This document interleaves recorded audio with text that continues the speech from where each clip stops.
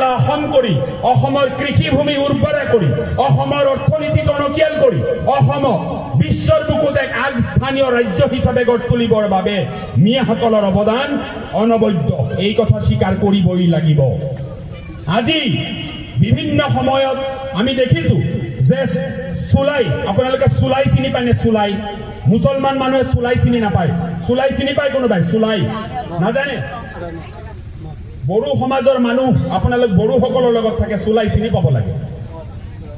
উজনি অসমৰ একাংশ গেৰুৱা শিবিৰৰ ভিত্ত, উজনি অসমৰ একাংশ গেৰুৱা শিবিৰৰ গোলাম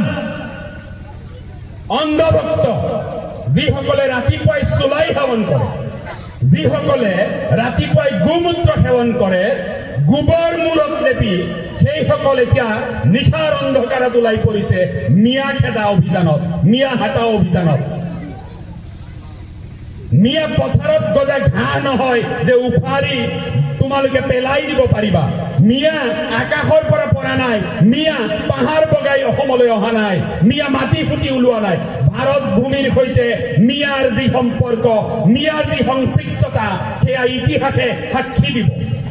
আজি মূল মানুহৰ, নিৰ্যাতিত মানুহৰ ইতিহাস যদি তোমালোকে অধ্যয়ন কৰা, তোমালোকে দেখিবা মই গৰ্বিত এজন মুছলমান, মই গৰ্বিত বাঙালী মুছলমান, যিয়ে ক'ব পাৰো মোৰ পূৰ্বপুৰুষৰ তেজ এই মাটিৰ সৈতে আছে। মোৰ পূৰ্বপুৰুষ ভাৰত ভূমিৰ বাসিন্দা, অখণ্ড ভাৰত ভূমিৰ এটা অঞ্চলৰ পৰা আন এটা অঞ্চললৈ মানুহবোৰ প্ৰব্ৰজন কৰিছিল কেৱল মাত্ৰ পেটৰ তাগিদাত। তেওঁলোকে পাহাৰ বগাই কোনোবা দেশৰ ৰজাৰ ভাবুকি পাই এই দেশলৈ অহা নাছিল। মোৰ ইতিহাস তোমালোকে কি জানা? মোৰ ইতিহাস তোমালোকে অধ্যয়ন কৰিবলৈ শিকা। কেৱল দুজনমান শ্ৰমিকক এটা অঞ্চলৰ পৰা ভাবুকি দি খেদি পঠিয়ালে মিয়া শেষ হৈ নাযায়। মিয়া এটা হত্যা। লাফিকুল ইছলামক হত্যা কৰা হৈছে, তাৰ পিছত তাতকৈ দুগুণ শক্তিশালী হৈছে ABMC।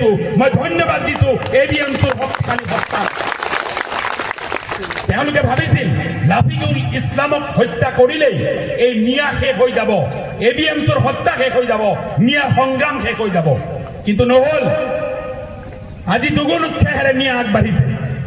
আমি সংগ্ৰাম বিচৰা নাই, আমি সাম্প্ৰদায়িকতাৰ ৰাজনীতি বিচৰা নাই, আমি অসমখন শস্য শ্যামলা হোৱাটো বিচাৰি